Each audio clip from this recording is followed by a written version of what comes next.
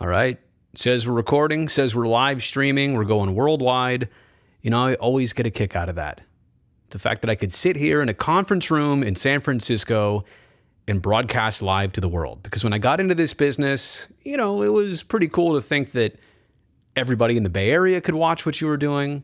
But now here in 2021, anybody in the world can peek in here on a YouTube stream. And that's what I'm doing here on a Tuesday night. Yes, I am watching the A's and Mariners, but no, that's not what this entire live stream has to be about. Chris Bassitt just got out of a huge jam. Bases loaded there with one out, then a fly to center that the J.P. Crawford tried to tag up on, and Seth Brown threw him out at home plate. So not that you need my play-by-play on the entire situation, but I will be keeping an eye on the baseball game at hand tonight. As I'm also obviously here to take questions and comments, and I know it takes a few minutes a lot of times for the live stream to populate, get everybody in, get everybody here and present, and get the conversation moving. So I actually want to begin on this topic. Here we are at the end of the A's season, and it's not going to pan out as planned and as hoped for. And there's a weird sensation that's come over me in the last 24 hours with last night's 13-4 loss. A's jumped out to an early 3-0 lead. And, you know, they'd just come off of 3 wins in a row against Houston. They were not mathematically out of it, but even logistically with a very slight chance to stay in the wild card race, to stay in the playoff conversation. Well, not only the loss last night, but kind of the way they lost, setting a tone for the rest of this series. And again, as I do this video right now, yes, mathematically, they can still do it, but they'd need everybody else to lose and they'd have to win out. The chances of that, just are not great. It's not gonna happen that way.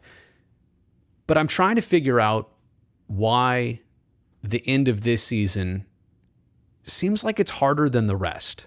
And maybe it's that we haven't gone through this really since 2015 or 16. Because at least in 2017, at the end of the season, they played 500 baseball the second half. They called up Matt Chapman. They called up Matt Olson. Like, you knew something was brewing, and you knew early on in 2017 they were not a playoff team. They kind of crawled into the conversation and contention. So 2018, they win 97 games. 2019, they win 97 games. And even last year in 2020 with the pandemic season, 60 games in 66 days, they still win the exact equivalent of 97 games. I think it was 36 wins. But my point is to kind of get away from that, to get away from the success that they just had. It's almost, it doesn't sink in easy. It takes more than a minute to really realize that. And even this season, there were so many points where you thought that they were just about to put it together. They were just about to turn a corner, and then something bad would happen, a setback or two. And the setbacks came in losing games a certain way, losing series a certain way, couldn't hit with runners in scoring position for what seemed to be weeks at a time. The bullpen struggled here late in the season. There were a lot of different things.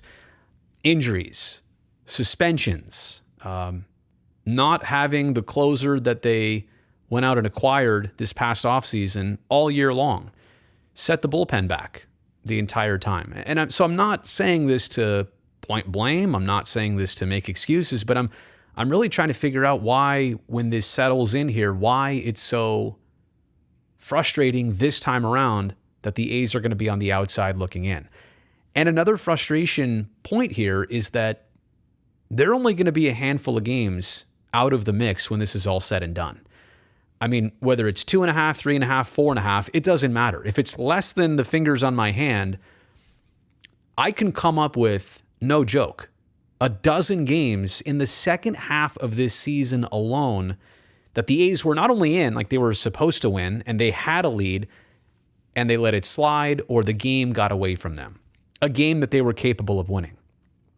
So a dozen of those, and even if half of them went different. I'm not saying all of them went different. I'm not saying most of them. I'm saying literally if half of them went different, the A's would be in the playoffs for a fourth straight year. Not a big fan of the wild card scenario. We've lived that in 2014, in 2018, and in 2019. But I think for this team to continue in the playoffs would have been a big deal this year. I mean, if I told you opening day they would not defend the division and they would also not make the playoffs, that would be hugely disappointing. And now here we are, and that's the case. It's hard to swallow this year. It really is. And I'm not even going to go to all the other uncertainties of the team, the future, stadium stuff. That has all been separate. And I'm not here to say that all of that has been negative either. It's been stressful, right? It's been part of what A's fans have experienced this season. But as for the product on the field, I can't tell you how many times I thought they were just about to turn the corner. And it wasn't just the 13-game win streak at the beginning of the year. It wasn't the 2 7-game win streaks. It wasn't necessarily even the trade deadline, but man, when Marte and Harrison and Gomes and Chafin showed up, you felt like the cavalry had arrived in Oakland. And in large parts they did, but it was not enough to salvage this team, which kind of had just, chips taken away here and there, whether it was injuries, success, struggles.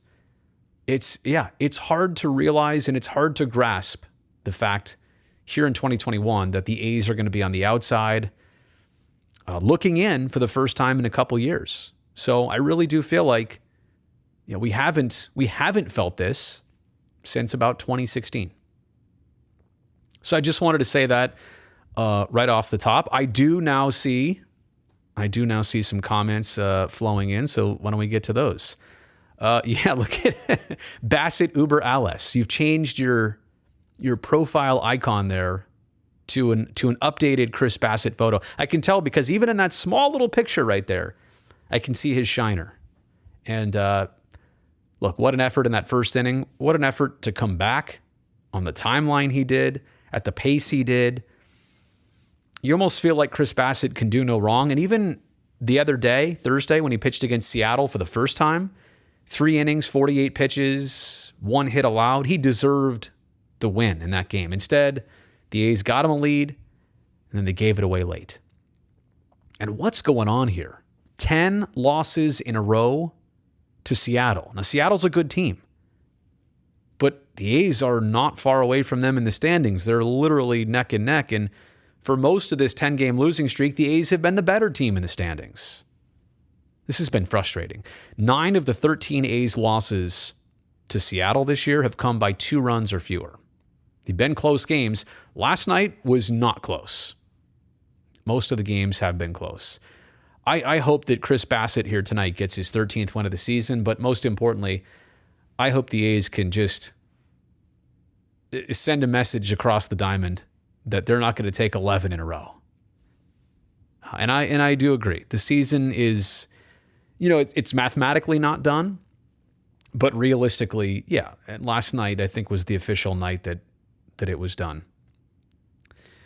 I'll take as many questions and comments. I see that it's coming in really slow right now, and I also see that typically the amount of people tuning in, I did not mean to put that on the screen. The amount of people tuning in is not happening as fast as it normally does. I sometimes wonder what's going on here with YouTube. But if that's the way it's going to be, I'll just cut it a little short tonight. That's okay. Samuel checking in here. It seems like the A's usually only have enough gas to make the playoffs 3 years at a time and then have to rebuild. With many departures this offseason, maybe, do the A's rebuild once again? Samuel, thanks for the question. Thanks for being here, as I recognize you normally are. That is an interesting thought. I mean, forget 12, 13, and 14, or 18, 19, and 20. I mean, I think you could go back to 05, 06, and 07 for the A's. That was kind of a contending group. How about 88, 89, 90? The 3 world championships. They were, surrounded by other interesting seasons too. But to your point, these years kind of come in threes, don't they? And maybe that is something to consider, be frustrated by, be frightened by. I'm trying to process this. I'm trying to find reasons that this could be the case, but history has repeated itself. And because of the way I mention it, you understand this doesn't have anything to do with the current team or their front office. I mean, this has been going on with the A's now for 30 years, if you really want to take it to the 80s, or 40 years plus if you want to take it back to the 70s. So it is interesting. And going to your question of rebuilding in the present, how much do you consider a rebuild, right? Because you have enough players that are under arbitration, they're under team control. You have your core, which you're still going to be able to bring back next season. But there are some questions for me, like Mark Canha, and here's another big one. Elvis Andrus just hurt his fibula, broke his fibula. We don't know the severity of that yet. If, for example, this is basically an October injury. If he's not able to come back at the beginning of next season, or if it requires surgery, I don't know. I hate speculating, but that is a question. What would the A's do at shortstop to start off next season? That's a critical position.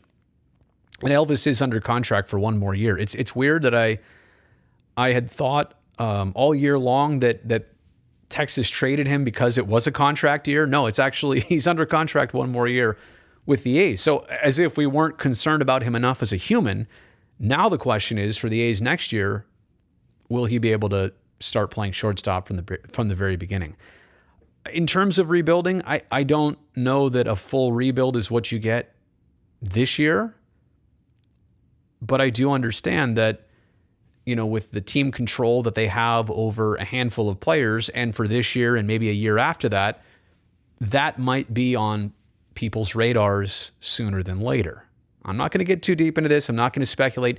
My point is, I see what you're saying, and I don't know if this year is that year for a bigger overhaul than normal.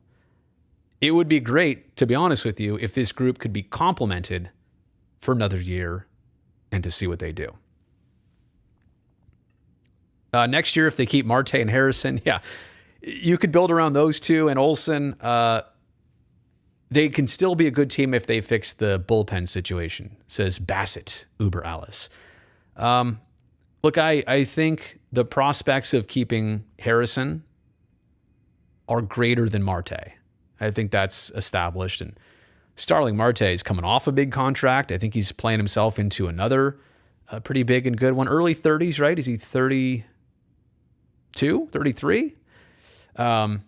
Josh Harrison, I believe, is 34, and he's on a 1 year, $1 million contract right now. Is that the biggest bargain in baseball, like by far, what he did for the Nats and then what he's already done for the Oakland A's? So I want to be realistic about this. I already have a couple videos here on my channel about this.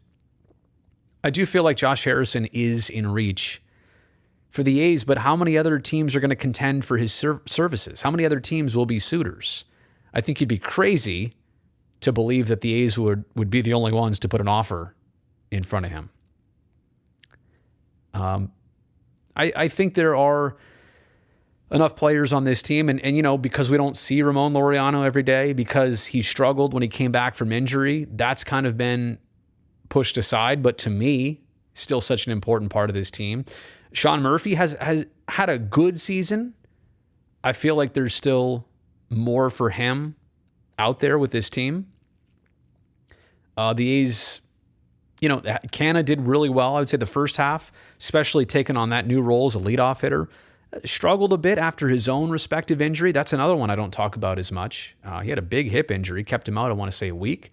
So I know he's been battling through that the rest of this way. Piscotty, literally all year long, had really unable to latch onto anything consistent. Same thing with Chad Pinder until the last 2 to 3 weeks. Yeah, and I agree. The bullpen is probably the biggest. It was a question mark going into this season. It became an exclamation point through about June, even into July.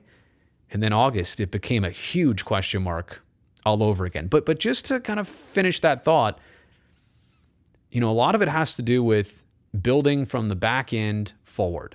If you have your closer and you know who your setup guys are, you can fill the rest of it out. And to not have a closer from day one, to have to fill those roles, multiple ways, and then you don't have your setup guy all the time, and then you don't have your first reliever in the game. It became a puzzle without all the right proper pieces. Probably the best way to put it. It's just a never-ending cycle with rebuilding, not keeping players, but this one hurts because of the Vegas thing, and I see ticket prices in there too. And let me just say this. This year, like I said before, has been stressful for a lot of reasons with the baseball team. And, hoping that the team stays around, I think has been a whole nother story. That's been a whole nother thing on people's radar as they watch, like I do, city council meetings, county board of supervisor meetings. And, there is progress being made, but until that is realized and grasped, until something is secure, who is going to feel totally happy and easy about this? Nobody, right? Like, including the A's, they're working towards this. But until that's a reality, it's a hard situation right now to have uncertainty. And I also, at some point, I do want to talk about, the Coliseum's last handful of years and games. You realize that, and I tweeted this the other day, even in the best case scenario, like this offseason, A's can lock in Howard Terminal. Great. I don't know when construction starts. I don't know when it's finished. But even in that best case scenario, like we know what the worst case scenario would be. But even in the best case scenario, maybe there's only 2 more years of home games at the Coliseum. Like, it's great. They would stay in Oakland. They'd have a new ballpark. That's great. That's not what I'm talking about. I'm talking about a place that all of us, and if you're an A's fan from the start, like an Oakland A's fan from the start, that's the only home you've ever known for the team. It's the place where a lot of us grew up learning how to understand baseball, learning the game of baseball. Seeing that go away eventually is it's going to be a moment. I'm going to have a moment when it's time. So I don't know if that hit me on Sunday when I was out there. That this season in particular, the end of this season just felt a lot, stronger than other ends of seasons. Even when there was disappointment, like this one comes with some extra anxiety, uncertainty, sentiment, I would say. Eduardo, great question. Oh, let me do that again. It didn't pop up here. Hang on a second. Where is it? Eduardo, I like this one. What do you want from the A's next season? Well, if right now we're assuming that they're out of the playoffs, and they will be, I think goal number 1 is to get back to that. Now, how do you do it? What are things going to shape up like? What's your division going to look like? What will the Astros do in terms of keeping their group together or getting different or stronger or weaker? How about the Angels? How many years in a row? Like, are they just going to sit off to the side with Trout, healthy probably, and with Ohtani at the same time? The Mariners have been tough. The only ones who are kind of farthest from the conversation are the Texas Rangers. And even they won 9 out of 19 games against the A's this season. So I know I'm talking a lot about the division, but quite honestly, that's where the A's fell short this year in their division.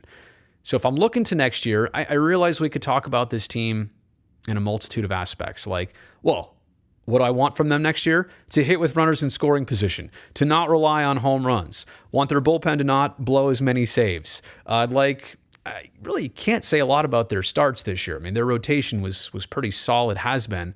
But I'm not saying all those elements of the actual A's. The biggest thing I think I want from them next year is to do better head-to-head against their division, because you play these teams each 19 times. And if you struggle against 1 or 2 of them, I mean, you can chalk up like quickly almost 30 losses, 20 something to 30 losses between like 2 teams in your own division. And so that's really set the A's back this year. Obviously, it defines the standings of the division too. But if I'm going to narrow it down to one thing, well, get back to the playoffs, whatever it takes. Obviously, winning the division is the best route, most preferable. But I think doing well against your own division takes care of a lot of those things to get you back to the playoffs.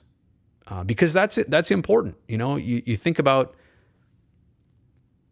12, 13, and 14 being in the playoffs. Then 15, 16, 17 being out of the playoffs. Then back in for 18, 19, 20. So are we going to go in this cycle of 3 in, 3 out, 3 in, 3 out? You want to get back to that as soon as you can. And honestly, there should be a good enough core group of the Chapmans, the Olsons, the Laureanos, the Murphys. I don't know what this team is going to do in terms of their free agents. Mark Canha's one of them, one of the bigger names out there. Building the bullpen back up a little bit stronger and deeper. But I think just getting back to what they were doing 18, 19, 20, that's probably the most simple way to put it. Great question. I really like that one. Who making their major league debut next year will have the biggest impact? Andy Land, wow. You know what? That's almost impossible for me to dive into yet for a couple different reasons. Number one, I have not done my homework enough on what the next group of players for the A's looks like, who they are, what areas they're strong in, what makes sense. But also this, I'm pretty sure the CBA, the collective bargaining agreement between the players and Major League Baseball, that's got to get worked out this offseason. And from what I understand, there's going to be some contention there. There's going to be a couple years of back and forth unfolding. Now, do I hope it plays out easily, smooth? Both sides see the importance of moving forward with their game. Yes. But this has been brewing for a while. And this is the offseason where it needs to get done. So I don't mean to be negative, but I do want to plant the seed in everybody's head that next season, before it happens, there need to be some big business things that take place first. So I'm sorry, Andy, I don't really have a good one off the top of my head. And I don't want to sit here and make stuff up and tell you just the big names that you hear all the time. Do you think it might be worth giving Trevor Rosenthal another try on a cheaper deal? I don't know. Yeah, I guess you have to look at age, the 2 major injuries he just went through. Maybe it's better to go a different option.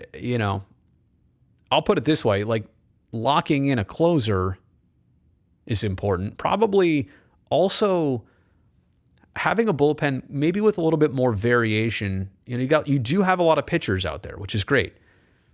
You don't have a ton of guys out there for Oakland that pull 97, 98 out of their back pocket on a regular basis. A lot of teams in this league have that now.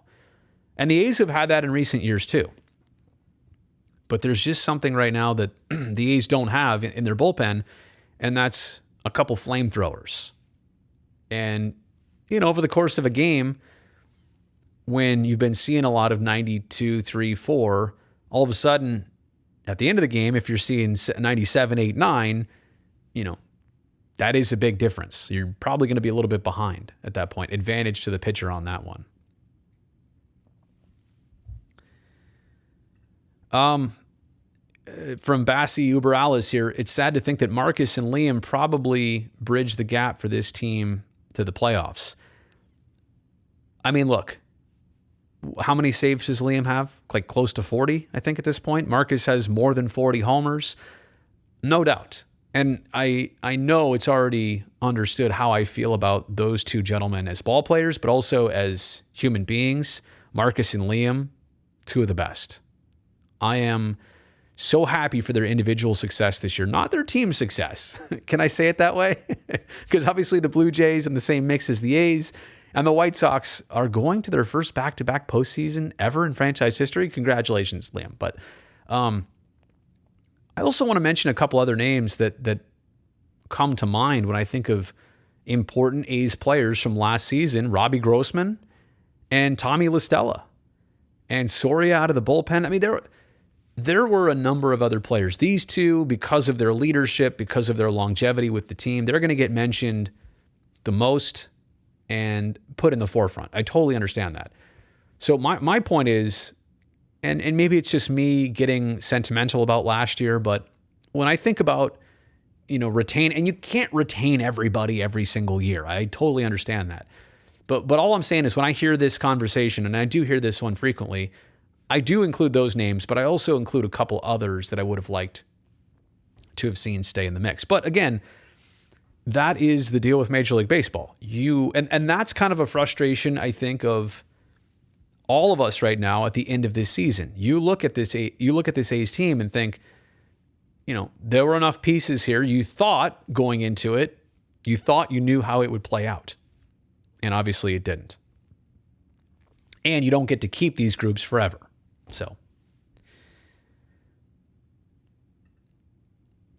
Andy says, I can count 5 or 6 games where defeat was snatched from the hands of victory. It's sad to think those are the difference between hanging by a microscopic playoff chance to being in the driver's seat. That is absolutely correct. And I mean, this is one of the hardest things to digest and swallow, and it will be by the end of this week on Sunday when they play their last game. And like I said, they'll be just, less than this many games out of a playoff spot. It'll be less than the fingers on my hand. And we're all going to look back at getting swept in Toronto. Like with that first game, remember the A's had a 6-run lead, got blown. Marcus hit a walk-off. Saturday they lose, Sunday they lose. How about 2 games in the Giants series? Hosting San Francisco, the Giants have pinch hit homers on Saturday and Sunday to take late leads in the 8th, 7th, and 8th and win the game. How about getting swept in 4 by the Mariners on this last homestand? I mean, this could go on and on. How about getting swept in 4 by the Chicago White Sox? No, they lost 3 of 4, but the game, the series opener, right, was when they lost Bassitt, game 1 or 2. But the point being, like, I could name you a dozen games here, and these are all just second half of the season games. I could literally name you a dozen games that they played well in. This is not to take away from them because they were in these games. It's not like they didn't show up. They just didn't finish. And that's not always on the bullpen. There have been plenty of games this year I know we've seen where, the A's will score a run or 2 early, and then that lead holds until the 7th, and then the other team will score 3, and then that's it. It's a 3-2 loss. Like, your bats cannot go to sleep in the 4th or 5th and stop producing the rest of the way. Like, at lower levels of baseball, maybe that can happen, but it just can't happen at this caliber and also at this sequence and this late part of the season. So that is going to be the most frustrating part of the A's season when it's all over, is the fact that they will have come so close, but at the same time, it shouldn't have even been that way. To your point, they should have been in the driver's seat with 7, 8, 9 more wins. I mean, going back, if I say there's a dozen games that they should have had, even if they took half of those, that's 6 more wins. And what did I say? They'll be out of the playoffs by this many or less. 6 is more than 5 or 4 or 3 or 2.5 or whatever.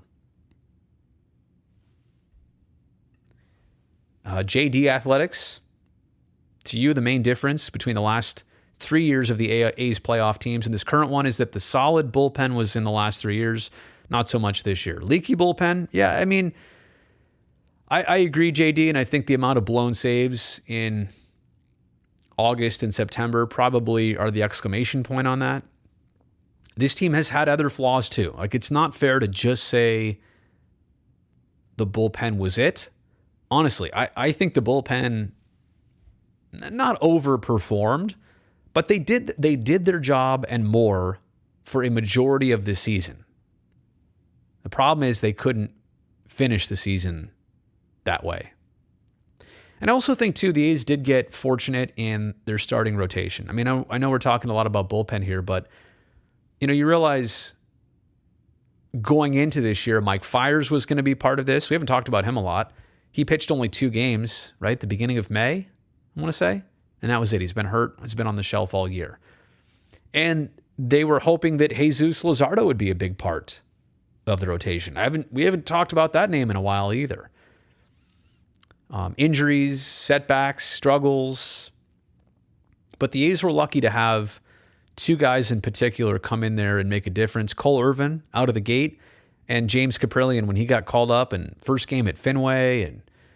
And those guys, honestly, the A's called them up at the times they needed them. I don't know that anyone, including those guys, would have expected that here we are at the end of the season and they would have spent the whole year regularly in the rotation, not missing hardly any time. Like Cap missed a start or two here or there, I think. Reliable, durable, predictable in a good way. So I think, their rotation turned out better than expected, or at least on par, all things considered. But you'd have to say that the bullpen, if you're giving an overall grade, it wasn't bad. But the ending is where it went from a good grade to something marginal at best.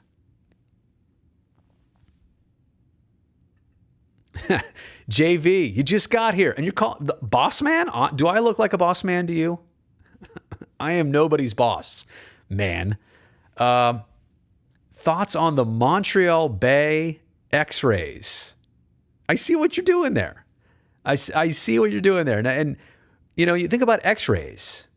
I know you're saying like X as in former. Maybe they could change the name of the team and have like the X-ray scan as the logo. No. That's first off. Let me say it like this. Tampa, I feel you right now. I don't know that I relate to everything. Tampa Bay, we're opposite coasts. Tampa Bay right now. Think about the Bucks. Think about the Bolts. Think about the Rays. I mean, they're in sports heaven right now. But I digress. Tampa and Oakland are the two teams in Major League Baseball that are going through the same thing. Stadium stuff, uncertainty for the future, but also like a lot of winning on the field in recent years for both franchises. Obviously, the Rays have seen a little bit deeper, a little bit more often lately. But I have a hard time as it relates to the Rays. I know what it feels like out here in California. So there have been times where on the outside, I'll look at them and say, hey, if Montreal is a great city, baseball's been there before, it can work. Olympic Stadium, do you start playing there and then build something new? But like baseball has largely worked in Montreal before. Granted, we can talk about attendance up and down and this and that. It's different. That people in baseball liked having it. And I truly believe that it could do well to a certain extent. To what extent? I don't know. You're going to sell out every game for the first 10 years? I don't know. But there is something to base it on, right? It's not like you're going to a city where they've haven't had professional sports for a long time, or it's different there. I mean, it is different. We're talking about an entirely different country, but there is some known commodity there. But I hesitate now. I used to have that feeling like, hey, go to Montreal if it makes more sense. I really hesitate because we are in the thick of it too, that you explore all options before you relocate. And I mean, for anybody that says the Coliseum is unsightly or whatever, I mean, granted, it's one of the oldest parks in the league.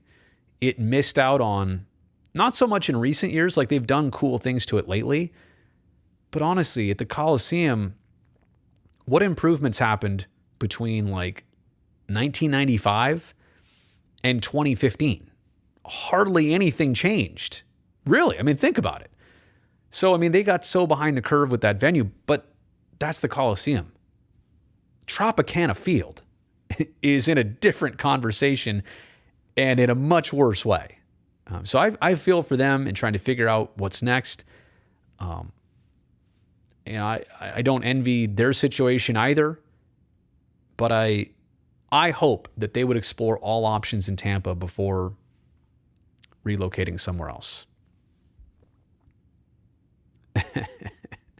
We need Ricardo Rincon. Yeah, we also need a 20-game win streak. We needed that a little bit earlier, if that's where you want to go.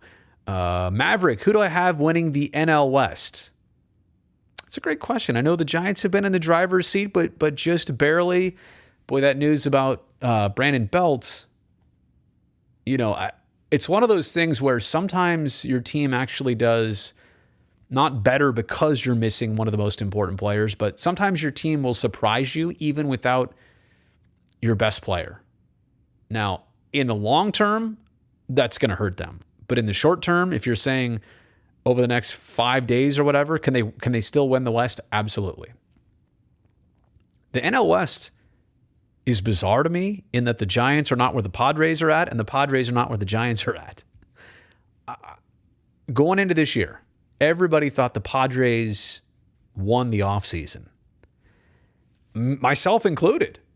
I was kind of picking the Padres to be like my National League team. I've never really had a National League team. You know what? Maybe that's a good question for everybody on here right now. Who is your National League team? If you're an A's fan. I was going to kind of jump on the Padres bandwagon a little bit. But the struggles they've had, the inconsistencies they've had, some of the things they've gone through, Tatis, couple injuries, the Dodgers creeping back into the mix, that doesn't surprise me a ton. I mean, they're still having a great season. It's just that the Giants have been ridiculously red hot, orange hot, whatever you want to say. So who's going to win it? Guess I never answered your question. Since this is mostly an A's audience, do I have to say the Dodgers? I think the Giants will probably win it. But I think their playoff chances with rotation stuff, and it might be an uphill battle after that. But I don't know. I don't know. Oh, you think the question earlier was meant to combine the Expos and the Rays? Well, a lot of people have talked about Tampa relocating to Montreal. And in fact, a lot of people have talked about Tampa spending half their season in Florida and the other half of home games in Montreal. Like, play the first half in Tampa, play the second half in Montreal. Like, how hard would that be? The home portion of the schedule is the one where players recuperate. They get to see their families. Those are the off days they look forward to. And if you're telling ball player families, hey, you need to live in Florida for the first half of the year and in a totally different country the second half of the year, who's going to want to continue on that? Who's going to want to sign a contract for that team? Who's going to want to play for that team? Anybody with a family, that's a non-starter.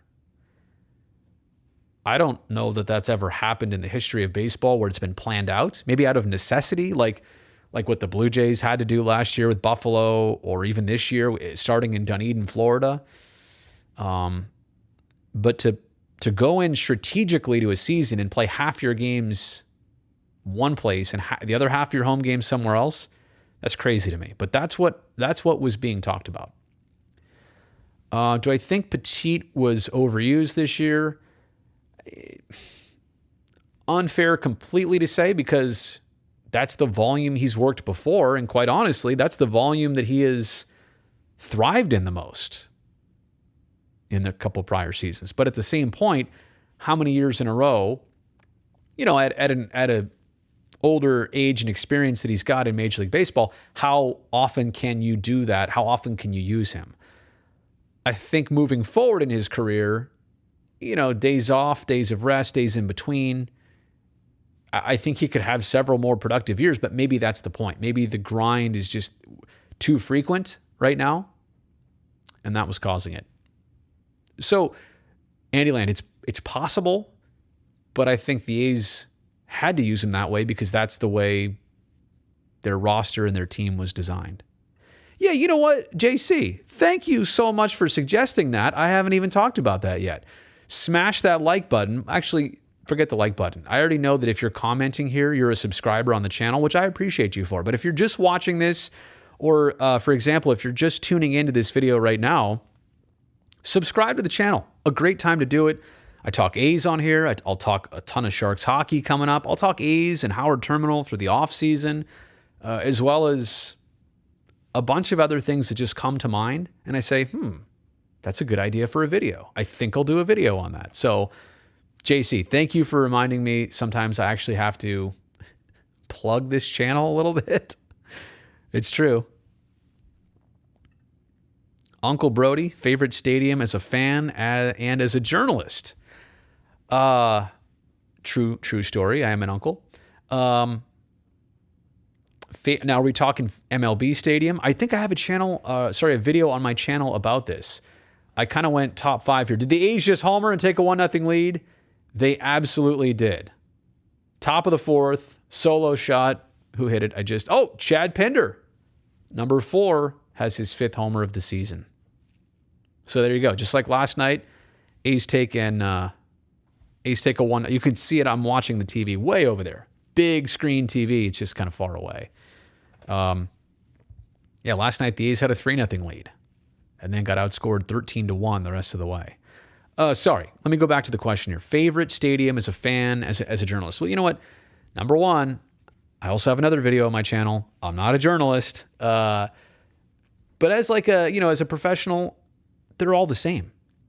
Quite honestly, anywhere that I've worked, whether it's an NHL arena or a big league ballpark, when you're working, it's all the same. There's tunnels that lead you to dugouts and benches and locker rooms and clubhouses, and there's a team bus and a team plane. It's weird, but it all just, it's like, what's your favorite Marriott that you've ever stayed in? It's weird. But to your point, as a fan, you really get to soak it in, and that's a different experience. I like T-Mobile Park where the A's are playing the Mariners. I know it's got a roof on it. Some people don't like that. I like that yard. I like Fenway for history. I like Wrigley for history. I like Dodger Stadium. Oracle Park here in San Francisco, it's top 3. The layout, what they've done, you got to be real about this one, and that's what the A's are trying to emulate and surpass. PNC Park in Pittsburgh is up there. Coors Field in Denver. Petco in San Diego. Haven't been to Minnesota. Haven't been to Target Field. I've heard great things about it. Trying to think. Anything in New York, Yankee Stadium, there's definitely something to that, even though it's not the original Yankee Stadium. Camden Yards, can't forget that one. The original throwback ballpark. I know. Oh, did I say Wrigley already? I hope I did. If I didn't, I'm sorry. Wrigley's definitely up there. On the south side, at the ballpark, they kind of missed it a little bit. They missed the retro theme by a couple years. Houston and Arlington, just big old ballparks. So I know I did not answer your question at all. I apologize for that, but it's impossible. But I do have a video here on my channel. I think it's like search top 5 MLB parks, and I explained everything. I actually put some thought into that back then. Oh, Maverick. You know what? If I didn't answer this directly before, I think they do. I think, and this is not to be disrespectful, but when everything goes to zeros again in the second season, I don't know how they do in the playoffs. And that's not to be pessimistic. I'm just saying it's a different beast. And if you go head to head with the Dodgers or some other teams, like, it's going to get spicy. As Dontrell Willis would say, spicy. But I mean, hey, they're no joke. They're no fluke. They've had the best record in baseball literally since May, and it's almost October. All right. Phillies. Oh, maybe we're talking about favorite stadiums here. I've been to that one, Citizens Bank Park. It's interesting setup there, in that the arena and the football stadium and the baseball stadium, they're all in that one complex. So Philly sports fans must love that. In fact, our network in Philly, NBC Sports Philadelphia, their offices are right there. Imagine that. Like, you're here in an office, you could walk 100 yards that way, your baseball, 100 yards that way, your basketball and hockey, and 100 yards that way, you're at the football stadium. That would be pretty cool. Instead, here in the Bay Area, we're all over the map. Everybody's moving in the last 10 years.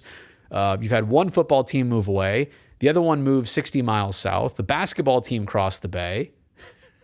Baseball's been the only stable thing, and even the Giants moved, 20, 2 years ago in recent times. You have an eerie feeling that next season, Starling Marte might go to the Angels. Or did you say the Angles? I'd rather he go to the Angles. Just because the Angels have no problem spending money. And they get up close and personal to witness... Oh, they got up close and personal to witness the Marte parte. Yeah, you know what? I'm going to be honest with you, JD. I kind of worried a little bit this past offseason, and it's a totally different story now, the Trevor Bauer situation. But as a ball player and as a team that needed pitching and what he could have offered them, I was quite happy when he ended up in the NL West instead of the AL West. But the Angels do worry me next season when you consider a healthy Trout, what Ohtani did on both sides this year as a starter and as a hitter.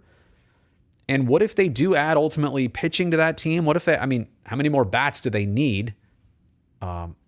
Jared Walsh, throw his name in there too. What they really need is pitching. But if they could add talent to that roster, that's another team that's going to jump right into contention in the West. And when you already have the Astros and the A's fighting to get in there, and the Mariners are now apparently equal, right on pace with the A's, and if you invite the Angels into that conversation, like the AL East right now is a powerhouse. Literally, the Orioles are the only team not in the mix of something. And the AL West could be that next year. But like I said earlier before, the most important thing I think for the A's next year is to do well in their own division. Jack, no Sharks broadcast tonight. You know what? I know they're playing a preseason game. We were actually having a production meeting down there tonight for all of our season coverage. But because of the A's win streak over the weekend, and we thought these games would all be equally important, here doing the A's tonight. Who are your favorite players that the A's could realistically acquire via free agency or trade this offseason for 2022? Oh, other than our own impending free agents. Matt, that is, wow. I would need to do a little bit of research on that one. Because honestly, I haven't even put thought into it. The A's are always creative. Unfortunately, a lot of their creativity came at the very last moment. Was it February, some point in February, when the Chris Davis to Texas trade happened? Chris Davis and Jonah Heim, and the A's got Elvis Andrus back in return, right? All I can hope for the A's is that they can get their team sorted out sooner than later in this offseason. I think that will benefit them, but I mentioned this before, with labor issues, and you don't know how the CBA is going to go. That could easily play a part in delaying everything for every team. So, we talked about the uncertainty of having a next season, how it plays out, making sure it happens. It could also impact moves by teams this winter. That's another great point, JD. The solo homer is an art. Unfortunately, the A's have mastered it this season. For most of this year, yes, you're right. They have led Major League Baseball in the solo home run category. Now, why is that? Number one, they're a free swinging team. Number two, they've got a ton of guys that are capable of leaving the yard. Unfortunately, number three, I think what happens is you get Matt Olson up to bat with nobody on, and so he's pitched maybe a little bit differently. He's pitched a little bit more aggressive, maybe more challenge fastballs. And because of that, he sees more pitches to hit over a fence. Speaking of Olson, by the way, it's crazy if you look this up, how many homers he's hit off lefties this year and how many homers he's hit in day games this year as opposed to night games. Basically, if it's a southpaw and the sun's out, he's leaving the yard. But solo homers have been a thing that, I'm watching a game tonight. It's a 1-0 A's lead in the bottom of the fourth because Chad Pinder homered with nobody on. Put two guys on. Put one guy on. A 2-run lead, so much different than 1-0. And in the course of a game where the A's, they have played games this year where they hit 4 homers and lost by 4 or more. That's crazy because they literally hit 4 solo homers in a game. You hit 4 homers in a game, you should not lose.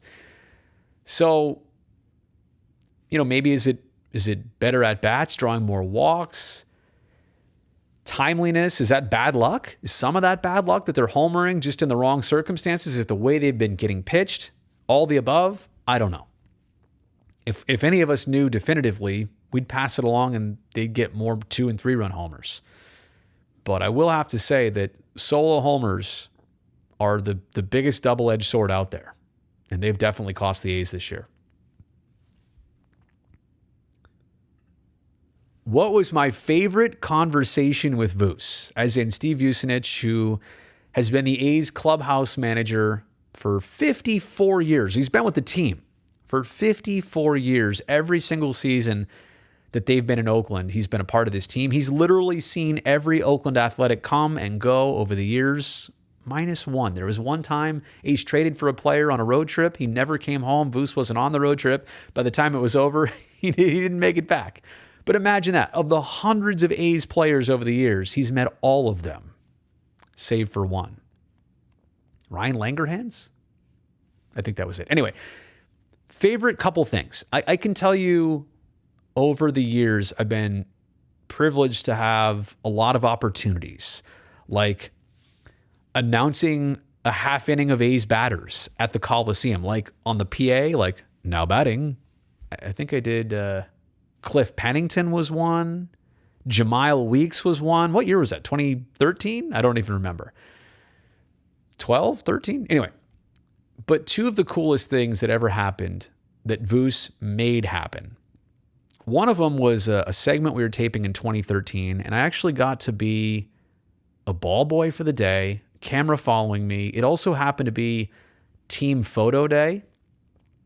And with about 5 minutes before the photo was to be taken, right? Guys are all out there. They're all dressed up. Voos goes, "Hey, would you like to be in the team picture this time around?" I don't know if I'm impersonating him, but, real friendly guy, deep voice, real casual with everything. And that's kind of the way he presented it, real casual. It's like, yeah, I definitely want to be in the team picture. Now, it was because the starter that night was Jared Parker. He was going to get photoshopped into the picture. They were going to Photoshop. They just wanted my body as like a stunt double. They're going to put his face, take a photo of his face later, put it on my face. Done. He's in the photo. Didn't have to be there, but that would be the version that went out to everybody. But of course, what I realized was that I could get a copy of the original photo, and I did. Thank you, Oakland Athletics. They sent me a photo. They sent me the photo of what was actually taken. I have it. There's me on the 2013 Oakland A's.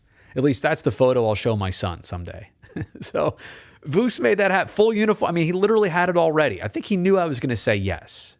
But I don't know that maybe he was going to let somebody else do it. But, he knew I was around. He knew I would get a kick out of that. So because of Voos, I have a team photo with the 2013 AL West champion Oakland A's where I could fool people and tell them I was on the team. And you know what? The other cool thing he did for me was at the start of the 2020 season. We're at spring training, just shooting the breeze inside the clubhouse. And, this was weeks before the world shut down and before the pandemic went full steam. And I was telling Voos, how the Kelly Green jerseys they became a thing. And I was like, I was kind of mild on them at first until they wore them. That first year was 2018, 18 or 19, 18, I think was the first year they wore them. Anyway. It's like, you know what, Voos, I want to get one, but I want to, I'll be honest, how could I get, and I knew I was talking to the right guy, how can I get an authentic one, like the same one that Bomel or Chappie or Ole wears? It's like, that's easy. What's your address? So, days or weeks later, and also what size do you wear? What number do you want on the back? And so literally took me in the back where he had there is a massive closet at Hohokam Stadium in Mesa of just extra jerseys and this and that. Anyway, we just sized me up. Yep, that's it. That's the right size. Pick the number. Done. Write your address down. Done. So, and that's just. I know I've told these personal stories, but Steve Vucinich is such a caring, kind, generous, thoughtful person that's so busy all the time, right? You know those types of people that always have 10 things going on, and they could come across as rude, or they don't have time for you, or their mind is somewhere else all the time. Like, that could be him because of what he deals with, what he does. But that's never been him at all. Like, it's quite the opposite, actually. Just come up and talk to you for a 20-minute conversation. Like, how does this guy have the time for me right now, or anybody else right now? He's got 30 ball players or so to deal with, a coaching staff, equipment, things that need to travel or not. There's always 5 things going on for him. And he's handled it gracefully over the years. So anyway, long story short, I could tell you a bunch of different things about Vus over the years, but how kind he's been, I think that's what I hope sticks, and how important he's been to literally whoever your favorite Oakland Athletic has ever been. Vus has helped that person and has made a difference for that person and all of them. So cool. And I wish him the best. Bamboo checking in. Blessings. Blessings to you too. Yeah, it's been a letdown the last couple weeks. And maybe I didn't say this eloquently enough earlier. You could kind of see some things coming this year. Like, you could kind of see that there were cracks. There were cracks in the armor a little bit this year with this team, but you always felt like they'd find a way, that they would figure it out, that they would turn a corner, and that just did not happen. I agree with you. I think Chris Davis, I think what's the most important takeaway, I think, this year, how should I frame this? The most important takeaway, I think, for Chris Davis this year is the fact that he got back on track, right? It had been a couple seasons of struggling and figuring it out, and it didn't click. And I mean, even in the little, month or so that he'll be up with the A's and doing his thing, and I know the home runs haven't come at the major league level like they were in the minors down in August, or even like, the 48 homer season he had a couple of years ago. I get that. He has not come back to that yet. But Chris Davis has reestablished in this league, and that itself is a huge step forward. This is the same Chris Davis that was let go by the Rangers and was out of baseball for a couple weeks, almost 2 months, from July until early July till late June till basically August. You understand what I'm saying? It was a while that he was just out of the game. Matt Chapman calls him up, come back to the A's, let the organization find a spot for you. They did. He rakes with Las Vegas. Then he gets called up, a little bit to our surprise, a little bit to our entertainment, but has not really let the team down with stats and coming through and getting some critical hits lately. So I do hope that it continues for him, specifically with the A's. I wouldn't say that anything's promised to him, but I would hope at least opportunity could be promised or afforded to him, because, again, the takeaway for me with him this year is that he has reestablished. He's closed the chapter of struggles that we couldn't understand, and honestly, I think he's hit his second wind. And if you're the Oakland A's, since you're the ones that gave him this second chance, kind of, or third chance or whatever, even though you traded him away, in February, but you got him back and you gave him this opportunity, why not thrive in it? If he's going to have success, why not have it with you? So that's my thoughts on Chris Davis. I appreciate that being asked. Jamie, good morning from Warsaw, Poland. See, I'm telling you, that's the coolest thing about this. I'm here in San Francisco. It's a Tuesday night. In Warsaw, Poland, it's tomorrow already. Like, it's early tomorrow morning. What time is it in Warsaw, Poland? Uh-oh. Well, tomorrow, the Mariners just took a 2-1 lead. Bassitt comes out of the game.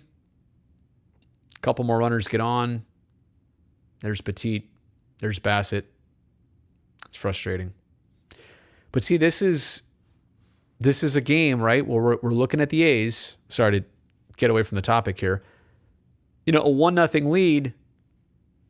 through 4 or 5 innings is fine. But if you thought that 1-0 lead was going to stand and win you the game, you could talk about the bullpen giving up some runs and putting runners on here and not closing it out. I don't disagree. But if the A's scoring was done at 1, if they weren't going to score in the 6th or 7th or 8th or 9th, did you think they were going to win the game? Kind of goes both ways. I know it's easy to talk about the bullpen. That's the lightning rod. But, I mean, even at 2-1, are the A's going to score? Can they score 3 more runs tonight? Because if they can win the game 4-2. But, even that's been kind of a question. I'm sorry, Jamie. Good morning. Yeah, good morning from Warsaw, Poland. I guess I probably should have realized that before when you said good morning, that I'm making a big deal. It's tomorrow there already. You knew that already. Favorite game to watch this year? Yeah, the White Sox and Yankees at that Field of Dreams game. And I'm glad I heard that they're doing it again, that they're going to repeat this for next year, and quite honestly, probably every year. That was too good of a thing to not do again. Plus, it's kind of like the Winter Classic with the NHL, the outdoor games that they play. But those are different and more difficult because every year it's a new spot, a new setup, a different setup, different variables. You got to hope that the weather's good. I suppose the same thing is true for Field of Dreams. But you could just keep going back to Dyersville, Iowa every summer. In fact, I have proposed that you could play a week's worth of games there. You could start, if you only want to play one game, which I get, you could have 2 teams meet up on a Monday to start a series. You could have 2 teams meet on a Wednesday to start a series, and you could have 2 teams meet on a Friday to start a series. Just saying, it's possible. Like the week of the Field of Dreams week. Think about that for marketing. I think people would eat that up. Yes, I was just on the pregame show 2 hours ago, Murphy Uber Alice, but I'm still here at work. So I'm upstairs in a conference room on the 2nd floor at NBC Sports. Downstairs are all of our studios and office space and newsroom. You can see actually the reflection on this glass right back here, but the big TV is over there. I don't want to put it up on the screen because I'll get busted for copyright stuff if that gets shown at all. So I'm going to try, keep that away. Sorry, that's my other, it's my YouTube metrics showing there on the screen. And should be on the post game in 1 hour. Yeah, well, we're here bottom of the 4th. We might be here for another 2 hours. This game I guess it started at 7:30. No, 7:10. So we're an hour 20 in and we're bottom 4 right now. Yeah, this one is not flying by. That's for sure. You're welcome, Bamboo Soldier. Wow, who do I think will win this Sunday night, the Bucks or the Patriots? Wow, I didn't even know that was the matchup on Sunday Night Football. I have to admit something to you guys. People want to talk football with me all the time. I don't pay it nearly enough attention as I could. And a large part of that is that I just get so deep in the A's, I get so deep in the Sharks, that a lot of times when a Sunday rolls around, and if I'm not, and I have been doing baseball games all year, but when we get into just hockey, that's kind of the day where I just go, kind of refresh and get away from everything for a little bit. So the roles that I've been so lucky to get into at work kind of keep me away from the football scene on a pretty regular basis. So, but I understand the storyline here clearly. Wouldn't it be something if the Patriots beat Tom Brady? Because I think the narrative is too easy, right? If Brady beats the Patriots, that's like, oh, well, that's what's supposed to happen. I don't know. Make it interesting. Let me also say this. A while back here on YouTube, on the channel, I made a post, not a video, but a post. And I asked a lot of people with a poll, what would you like me to focus on for future videos? And obviously, a number one choice is A's and Sharks. Another one was just more interviews, I think. Another one was off-topic stuff. But a fourth opportunity for voting was, should I cover all the other Bay Area sports and teams? And a lot of people actually gave me that advice and saying that, hey, if you want to grow your YouTube channel, cover everybody. Do a little Warriors talk. Cover the 49ers.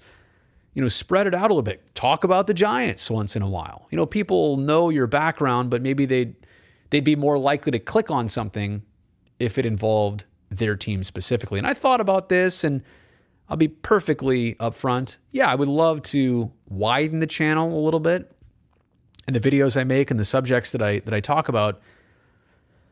But in the week or so since I posted that, what I realized is that the A's and Sharks, my two teams, they don't, on a wide scale, they don't get the same limelight as the Giants, Warriors, and 49ers in this market. And that, you don't need me to tell you that. That's just obvious. That's the way it is. So if I can do my little part, if I can carve this little niche here on YouTube for those two teams, why wouldn't I do that? Yeah, would I double and triple the amount of people on this channel if I did football videos and talked about now the quarterback controversy or why the 49ers lost the game in the last few seconds on Sunday to the Packers, or what will the Warriors be like when Klay Thompson returns, when he does, and where's Draymond Green right now for the beginning of training camp? Yeah, I could move the needle here on YouTube more than I do now. But I feel committed to the teams I cover, and more importantly, I'd rather impart deeper thoughts and insights and stuff that I'm able to put together on those teams, stuff that I really feel qualified enough to bring you, information to bring you on. I don't know, if I watch 3 Warriors games this year and then I start making videos about them, does it hit the same way? Maybe. If I watch them enough, I'll gain that information. If I was around them enough, maybe. I feel like loyalty is important. I feel like sticking to what you know and should be doing is what I'm going to keep doing. So I just wanted to say that. The future of this channel might broaden out a little bit, but as for the sports side of it, yeah, it's not an obligation. It's a loyalty that I feel. And I think I'm going to try and keep doing my part with those two teams, and also, quite honestly, other things I find interesting. Production videos, some aviation stuff. That's where I'm going with this thing. It's not, for me on here, it's not all entirely about clicks. It's not. All right, let's see what other questions. Oh, Alex still had this one on here from the would be nice with a podcast. You know what? I used to do a podcast. A lot of times what I would do is make a YouTube video, and then the audio would be corresponding to the podcast. But you know what? There's just something about podcasts. Like, I got some good numbers on there. I don't know. It's hard to really have one that does well and promote it. I feel like YouTube's just easier to reach the audience. Plus, I have the whole video set up. I guess maybe I just got a little bit more focused in on YouTube. I definitely let the podcast, I let it fade away. It's still there. I still have it. It still exists, but I don't know if I'll ever go back to it. I also feel like if you're going to do a podcast, it shouldn't be a repeat of a video that already is out there. It should be its own unique thing. It should be guests. It should be casual conversation. So, pineapple on pizza, yay or nay? I don't mind it. I've had it a few times and thought it was okay. I've also had it and been like, yeah, I'm picking this off. So here's the deal.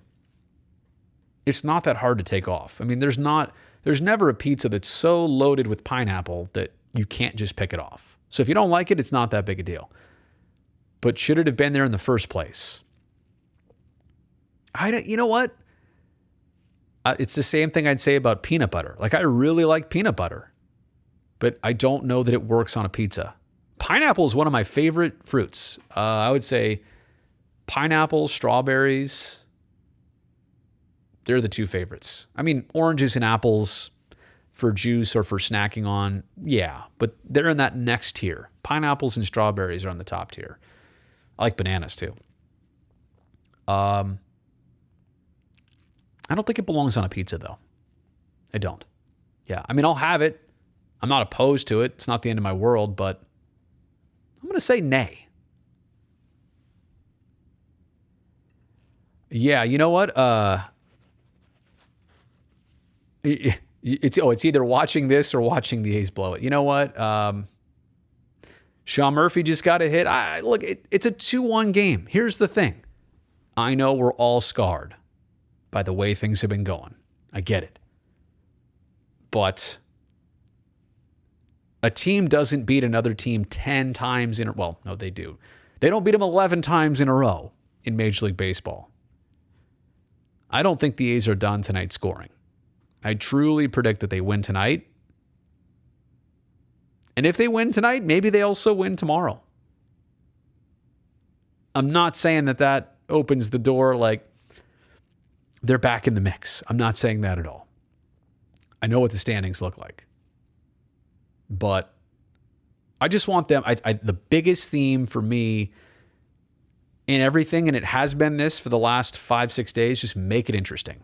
Make games interesting, make the race interesting, make the Mariners situation interesting. They haven't been to the playoffs since 2001.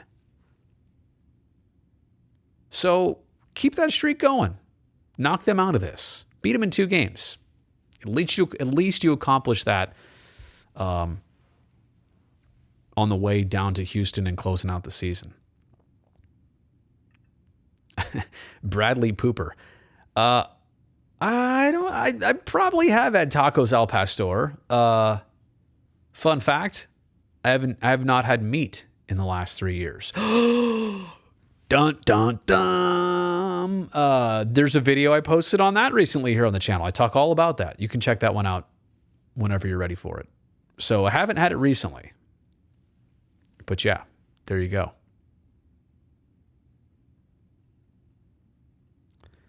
Matt here saying, you think it'd be awesome to see interviews and chats with A's players? Yeah, their personality and the side of them that you don't really get to see on TV. And I think too, Matt, what's especially enticing for me is that here on, a platform like YouTube or even in 2021, so many of us are accustomed to Zoom and FaceTime and, maybe during this off season, one of the most fun things I was able to do last year was catch up with a Chris Bassitt, a Matt Olson. I think I talked to Liam, a couple other guys, and made interviews and YouTube videos with those guys in the dead of the offseason. They're at home. They're in their elements. Matt Olson had just gotten a new puppy. He put him on camera, fun stuff like that. So as much as, the offseason and a season ending like this doesn't thrill me, I will look forward to catching up with these guys in the downtime and, bringing them back on the radar for just a second before they go back into hibernation until spring training. So I think I will do that this winter. Oh, Frank, hello from Western Pennsylvania. At least I think that's what PA is. Hoping the A's can win these last games of the season.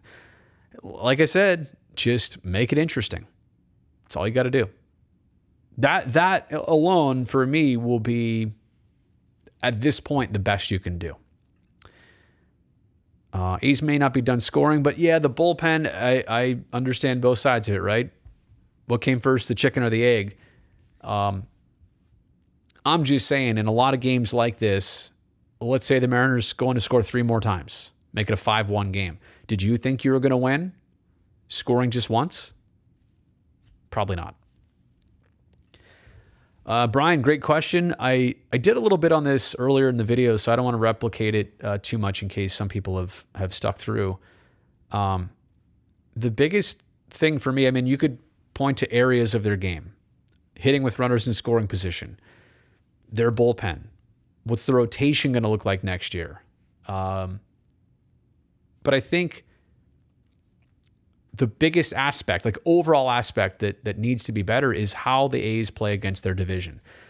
The Texas Rangers cost the A's significantly. They won 9 of 19 head-to-head.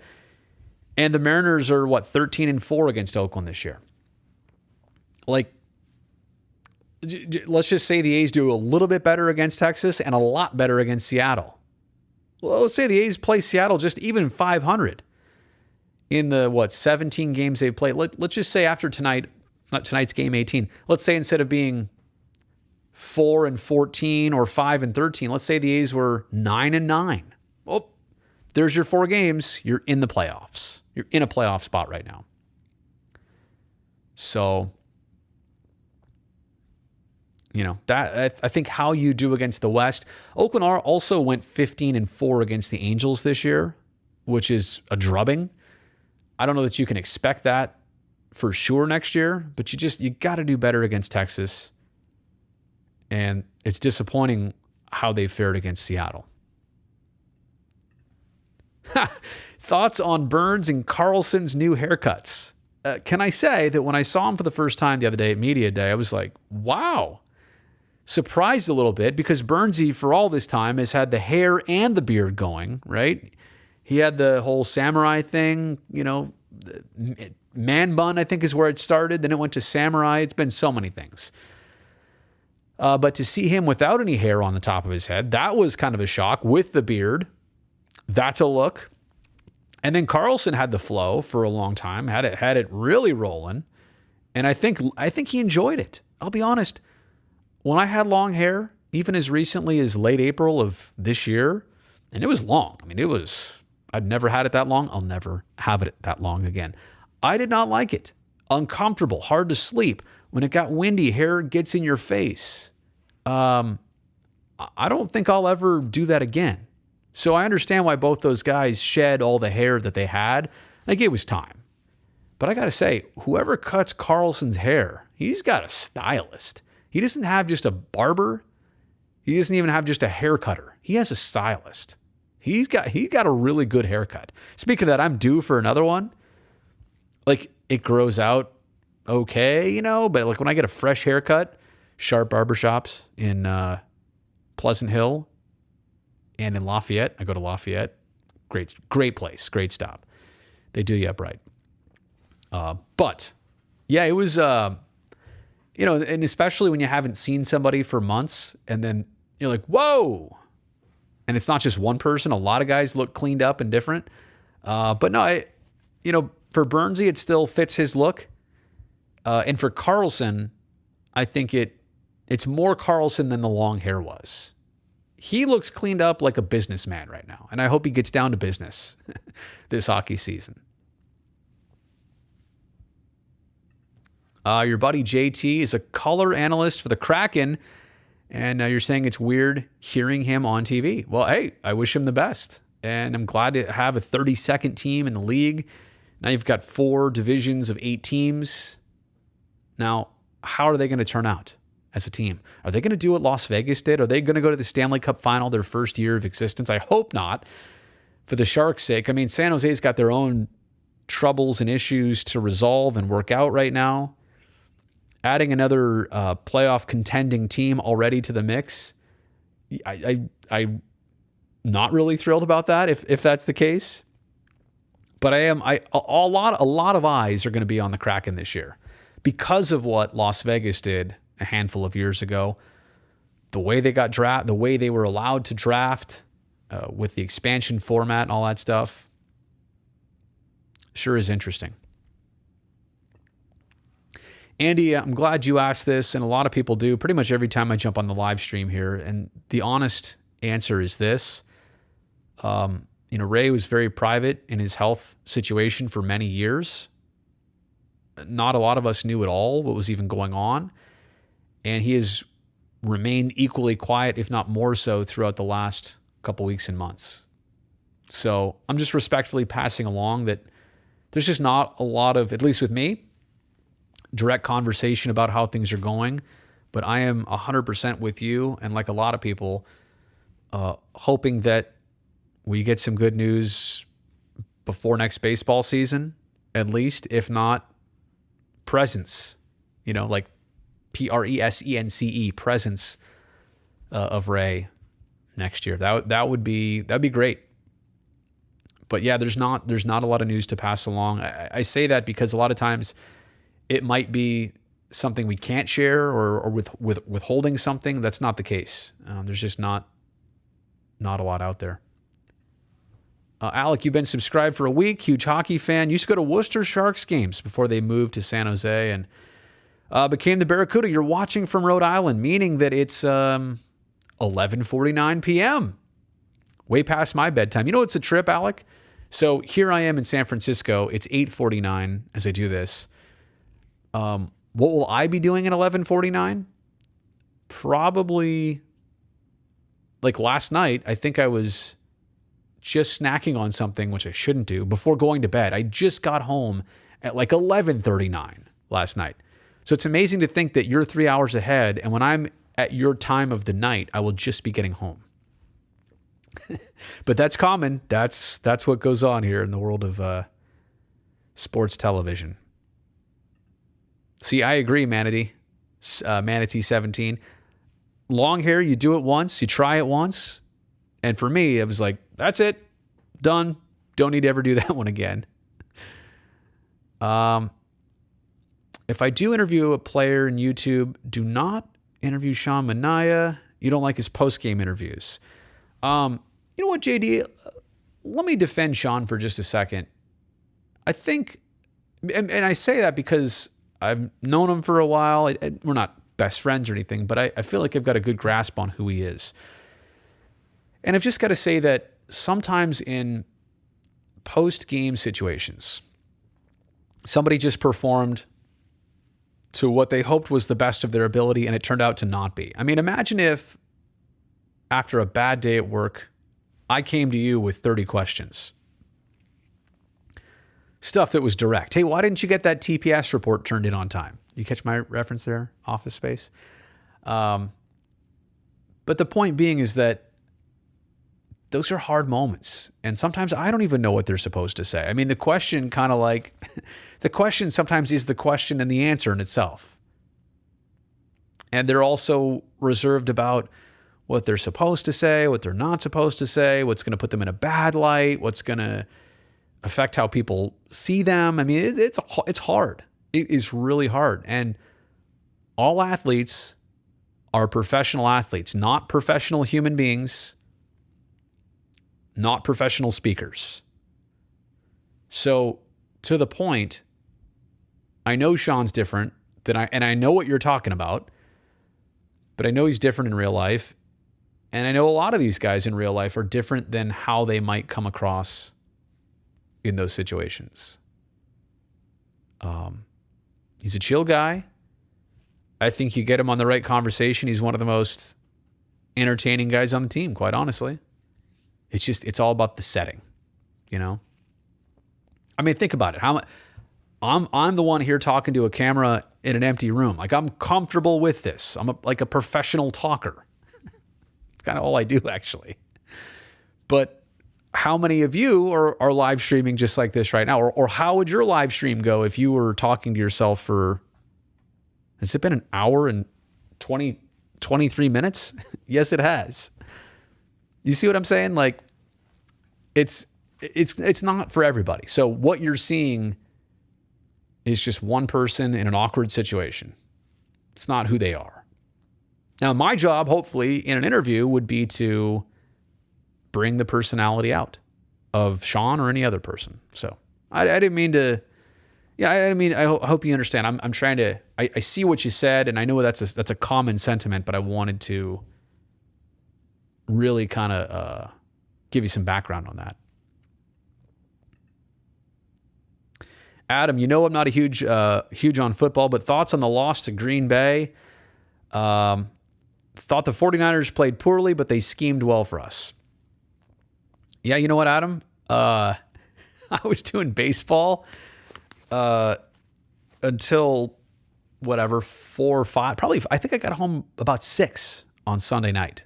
So we're talking like, good 45 minutes into the game. hung out with my son, put him to bed, had dinner. Honestly, I was checking Twitter when the 49ers were up late and then quickly when they were down. And then it was the end of the game. So I can't even tell you that I saw enough of this game to go back and watch. And that for me, Adam, and I know you know that because you prefaced your question that way, that's the challenge of me following football. You know, the other thing I wish I could follow better is English football. But those games, those matches they play on Saturday and Sunday morning at 4 p.m. or 4 a.m. Pacific time, I have a hard time with that. I also have a hard time with the fact that if I wake up and scroll on Twitter, I can already see what happened, and then why would I go back and watch the entire match? I would love to consider myself a true Chelsea fan. Or you could convince me to follow somebody else like AFC Richmond. Catch that reference? But I just have a hard time. Like, I devote so much of my life and time into A's, Sharks, and all the other things, the auxiliary things that are important, that I kind of run out of time to, and especially as a dad of a young son, you know, we're busy a lot of times. I run out of time to follow all the teams at the same time. So, and I think that's important to realize that, you know, anybody who covers Bay Area sports, they can't be experts at everything because there's no way you can watch every Giants, A's, Warriors, Sharks, Raiders, 49ers, Earthquakes, like Cal, Stanford. You cannot consume it all. You cannot be an expert at all of them. You can know a lot of things about a lot of teams, but I try and be, well, I'm going to say an expert. I try and be an important source for the Sharks and for the A's. And because I go so hard into those avenues, I just don't have all the time or resources for everybody else. Yeah, I did make an Office Space reference, and I do have a red stapler here. And why hasn't anybody sent me a paycheck around here for a while? Wasn't that also, I forget the character's name, right? He hadn't gotten paid in months either. All right. Johnny Q, where are you from, Brody? Well, right now, I'm in San Francisco. I'm originally from Castro Valley. I've been so fortunate to grow up, to spend all my living and working years here in the Bay Area. San Jose State. I've lived in San Francisco, San Jose, the East Bay, like currently now where I was born and raised. I'm fortunate. Very, very fortunate. I don't take it lightly. I don't take the responsibility lightly or the opportunity lightly. I know so many people in my industry have moved from city to city, someplace that they started that they didn't like. They didn't want to go there in the first place, but they wanted the job. And that's the story of a lot of people in this business. I had a very unconventional path where I kind of took some side doors into things with high school sports, into covering the A's just a little bit, into now working at a network here that offered me a Sharks gig and the A's over time. So I basically just hung around long enough. And that's kind of the goal, is to keep hanging around long enough. Could I mention your followers on the postgame show? Oh, a little self-promotion for you. So wait, Murphy, are you saying on postgame live tonight, should I mention Murphy Uber Alice and Bassitt Uber Alice? And I think there's a Canna, probably a few others. Should I mention you guys? Is that what you're saying? What's been my favorite A's moment to cover over the past 10 years? Well, since 10 years goes back to, boy, it's top 6, by the way. I'm going to have to sign off here pretty soon. Since 10 years goes back to 2011, can I say 2012? Everything about 2012 was magical. The whole season, the unexpected nature. Game 162. Hamilton drops that ball. A's take the lead, never look back, win 6 straight, I think, to clinch a playoff spot, eventually win the West. It was phenomenal. 2012, I think it gives me goosebumps to still think about that gold standard of a sports season, like the storylines, the drama, and ultimately the triumph. And I know the playoffs, they got Verlandered, but that regular season, all summer was special. And I think that's why right now, there's a little bit of sour feelings and resentment and frustration because we've watched the A's now for 6 months, basically. April, May, June, July, August, September. And we thought they were a playoff team, and it looks like they'll be that shy of being one. So I get invested in this stuff. I know you guys all do too. I mean, I do personally. I get invested professionally too. I think it as much as, whenever the season's over and I'll get maybe a week or two off before hockey starts, I'll take that break and I look forward to recuperating a little bit. I don't do this whole season hoping for that, waiting for that to end. Like, I do this season kind of like I'm at a casino and I want to roll the dice and I want to win. So I want to win something here. Let's capitalize. Which playoff loss did I feel the most depressed after? You know what? Those 12 and 13 years against the Tigers, those were frustrating. You could kind of see those series unfolding. But I think the playoff loss for me, more so than the 18 or 19 wild card game, more so than the 2020 ALDS last year against Houston, that home run derby, the 2014 wild card game against the Royals. 2014 A's had the best record in baseball at the All-Star break. They have to win game 162 in Arlington. They start Sonny Gray for that game, and if they don't win, they're not in the playoffs. If they do win, they get the second wild card spot. Well, they won, and it was a huge relief. But then the A's go to Kansas City. Brandon Moss, I think, hit 2 homers in the game. The A's had 3 different leads in the game. Did the Royals steal 7 or 8 or 9 bases in that game that John Lester started? And in the end, the Royals walk it off in extra innings. Like almost a 5-hour baseball game. My brain hurt. My heart hurt. And that was the end of a run between 12, 13, and 14. 15, they were not the same team anymore. So that was the most depressing playoff loss, the wild card of 2014 for the Oakland A's. At least in recent times. Maybe the series loss in 1990 when the A's got swept by the Reds. That shouldn't have happened. How about the 88 World Series? A's arrive on the... Anyway, that was my childhood stuff. But if we're talking recent years as an adult, those ones probably hurt the most. All right. This is a good question. Some of my favorite movies. Let me just give you one. Back to the Future.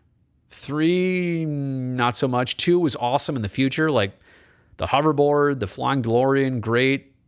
Some stuff we still don't have. Like I want the jacket that Marty puts on and the shoes that lace themselves. Still waiting for those.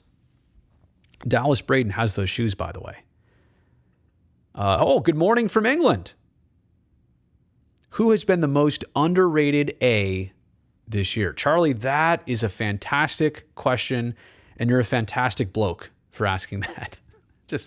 I'm sorry. I had to fit that in. Okay, back to the topic. I think I really feel like it's Elvis Andrus. And I say that because I know he hasn't put up the best stats, maybe even matching what else he's done in his career. But the fact that he came in so late, he got off to such a rough start. People kind of had a sour first impression, first taste.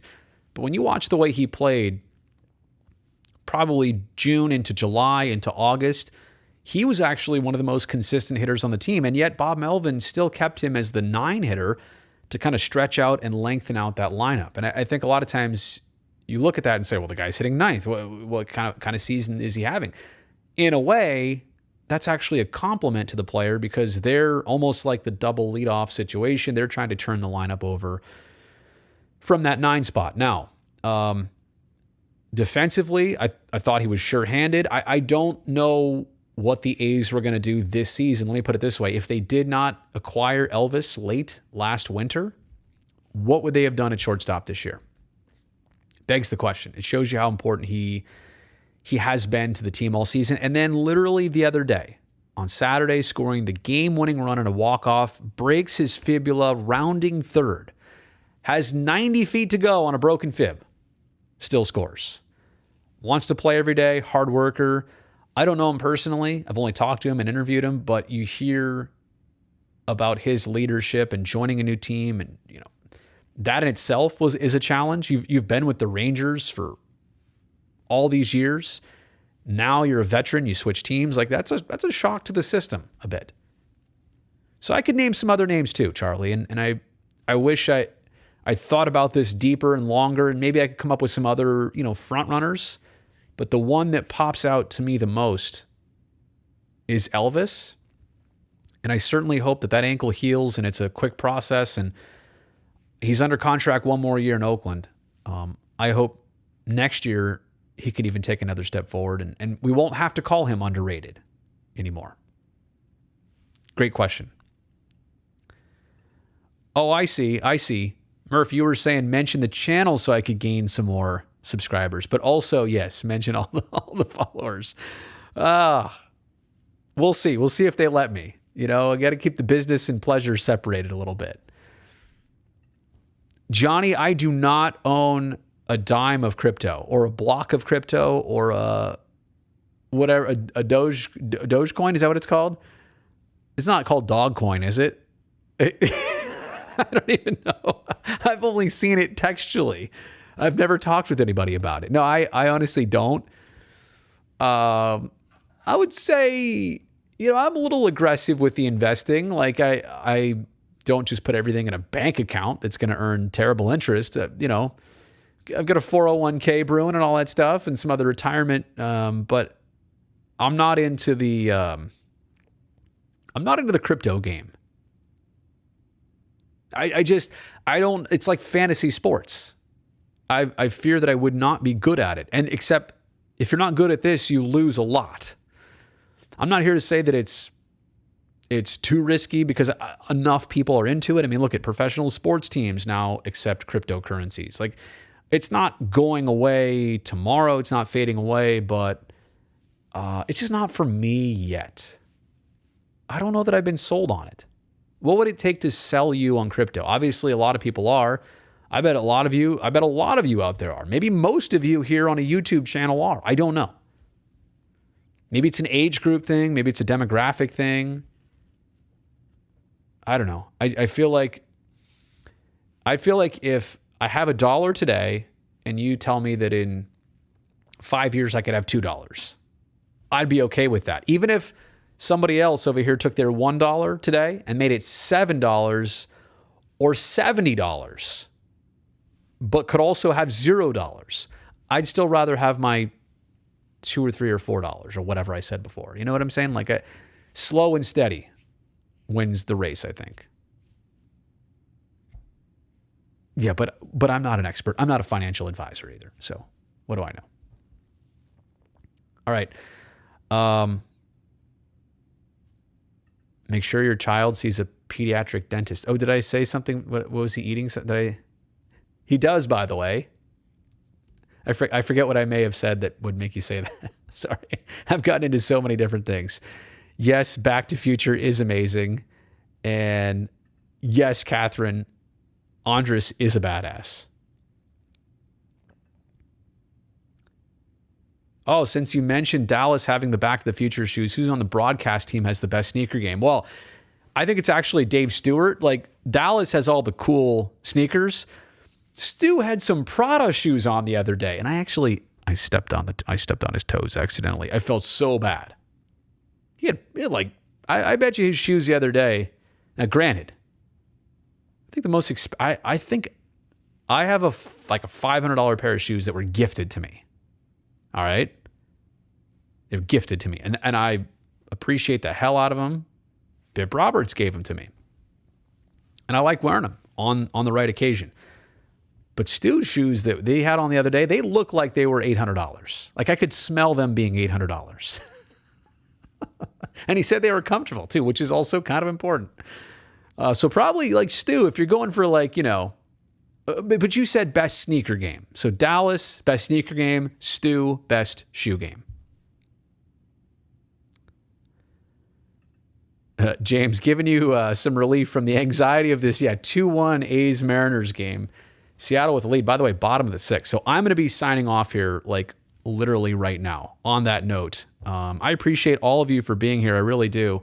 Thank you so much for being part of the channel. If I didn't say it already, I'll just do it like this. Subscribe to the channel. Tell your friends about it. I'd really appreciate it. Since I'm signing off right now, there's some other great videos on here. Shark stuff just came out. Dive through the last week of videos. There's some really cool stuff on here to check out. So that does it for this time. I appreciate all of you. I will see you on Post Game Live in probably about an hour, and hopefully we're talking about an A's comeback. All right. See you later.